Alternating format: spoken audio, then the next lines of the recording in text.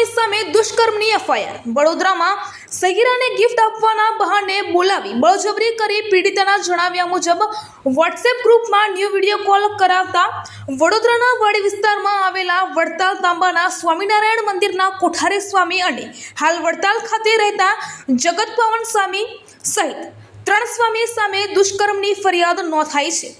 પીડિતા સગીરા અવસ્થામાં હતી ત્યારની ઘટના સ્વામિનારાયણ સંપ્રદાય પર સવાલો ઉઠી રહ્યા છે।